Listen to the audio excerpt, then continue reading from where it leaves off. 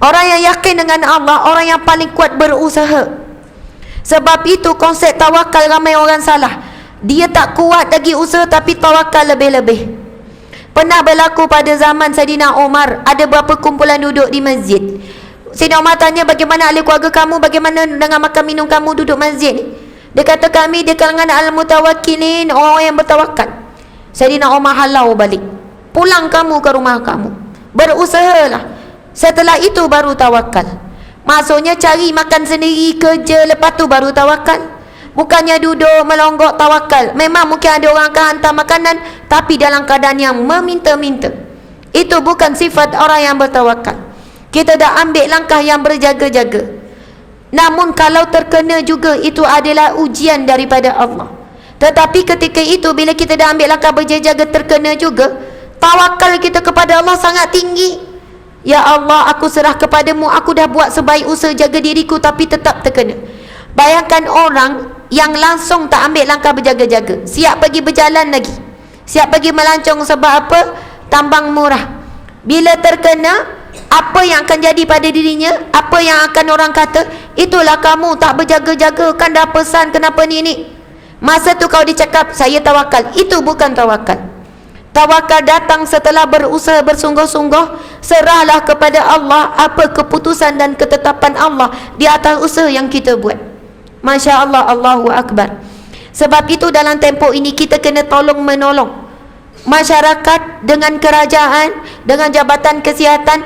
Jangan pula kita mengambil mudah sebab tak terkena dengan ahli keluarga terdekat.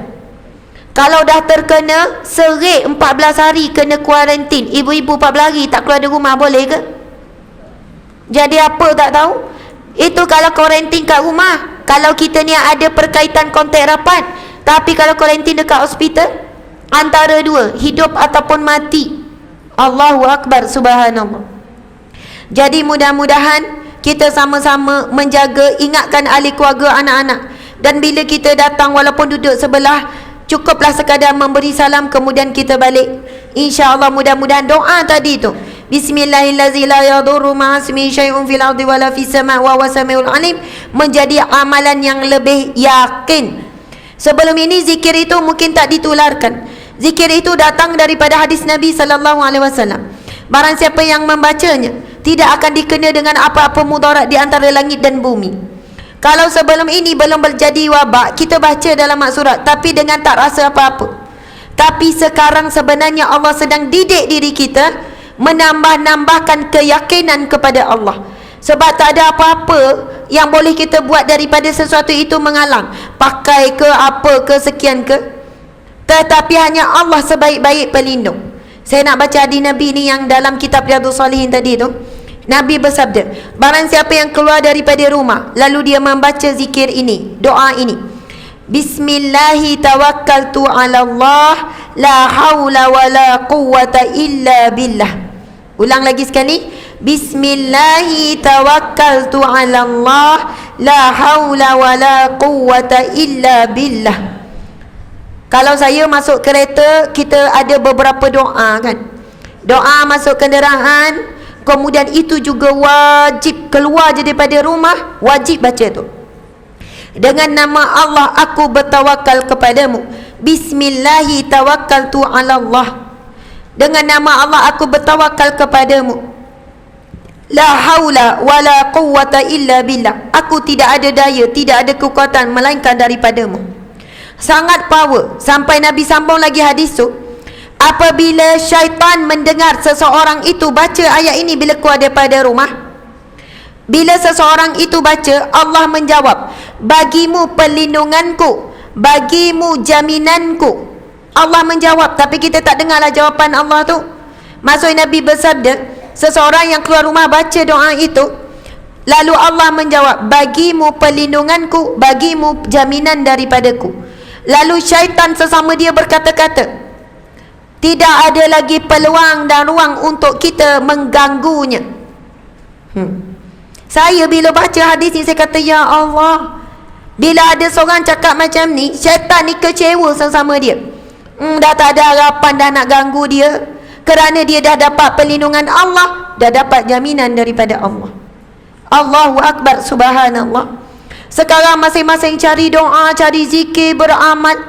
Hikmah yang besar bila berlaku sesuatu ujian musibah seperti ini, ramai di kalangan kita mula kembali kepada Allah Subhanahu Wa Taala. Kalau dulu sebut Allah, Allah biasa je. Tapi dalam keadaan ketakutan seperti ini, rasa tu masuk ke dalam. Ya Allah, Ya Allah. Baca berita makin meningkat. Ya Allah, Ya Allah. Rasa tu lain. Dulu tengok dekat Wuhan je, kita masa tu masing-masing keluar perkataan yang tak sepatutnya, pada muka lah, apalah, macam-macam. Tiba masuk menular ke Malaysia. Ya Allah, dah masuk Malaysia. Tiba masuk menular ke negeri dia. Ya Allah, dah sampai negeri. Sampai dekat kampung dia. Ya Allah, lagi dalam lagi. Lagi kita rasa takut, lagi rasa bimbang, lagi kuat keyakinan kita, mohon kita lindung daripada Allah, lagi banyak kita sebut. Bayangkan kalau kita ada anak, anak ni sebut macam ni, Umi, Umi minta tolong Umi, hanya Umi je boleh tolong, harap pada Umi je, saya tak mampu, saya tak ada apa-apa, saya tidak ada daya, saya tak, Umi je. Kalau ada anak cakap macam tu pada kita, kita akan rasa amboi, nak apa sebenarnya? Maksudnya dia punya rendahkan diri dia tu, dia punya memujuk ayat tu, saya ni tak pandai Umi, tak kerti apa-apa Umi bijak, Umi pandai, saya harap pada Umi je, tak boleh nak harap apa-apa, sepenuhnya pada Umi. Kau nak minta tolong apa, cakap je. Contoh, bila kita meminta dengan Allah, hina, kosongkan betul-betul. Sebab itu kalimah tu, Bismillah, dengan namamu ya Allah, aku bertawakal, maksudnya aku berharap sepenuhnya kepadamu. Ada orang dikelilingi dia, ada doktor-doktor pakar, jadi dia sangat bertawakal dengan doktor-doktor. Doktor yang terbaik kan, saya percaya doktor boleh sembuhkan saya. Dengan kumpulan doktor yang hebat ini, saya percaya orang yang begini dia diuji sebab dia berada sekeliling orang-orang yang hebat. Akhirnya dia menggantung harap pada manusia, bukan kepada Allah. Tapi sampai ketika kalau orang itu diuji, tak ada manusia yang boleh tolong dia, ketika itu barulah sepenuh dalam hati dia, Allah, Allahu Rabbi, Allah, Allah, Engkaulah Tuhanku ya Allah. Sebab ketika itu dia diuji dengan tidak ada siapa yang boleh bergantung. Kita saat kita hidup, bila kita ada orang ramai keliling kita yang boleh bantu, kita jarang sebut nama Allah dengan hati. Masalah telefon anak, okey mak, jangan risau. Masalah telefon suami, masalah telefon adik-beradik. Tapi bayangkan satu ketika semua manusia menolak. Minta maaf lah, tak boleh nak tolong, minta maaf lah mak, memang sebab mak cari pasal, sebab tu mak macam ni, saya tak tolong dah mak. Pandai-pandai lah mak. Anak pun menolak, suami pun menolak, mungkin akhlak buruk ke apa, anak pun tak suka, suami tak suka, adik-beradik pun tak nak tolong. Akhirnya ketika itu mungkin dia terduduk di atas sejadah, ya Allah, hanya Engkau tempat aku mengadu ya Allah. Dan Allah tidak pernah menutup pintu untuk hamba-Nya. Walaupun hamba itu ketika dia sehat, ketika dia kaya, ketika dia senang, dia melupakan Allah. Tak ada Allah tutup engkau masa tak ada orang baru cari aku, tak. Allah tidak pernah menutup pintu untuk hamba-Nya. Allahu Akbar, subhanallah. Sebab itu bila disebut selangkah menuju kepada Allah, 1000 langkah Allah menuju, hadis Nabi SAW. Walaupun kita datang dengan segunung dosa, pengampunan Allah lebih luas daripada itu.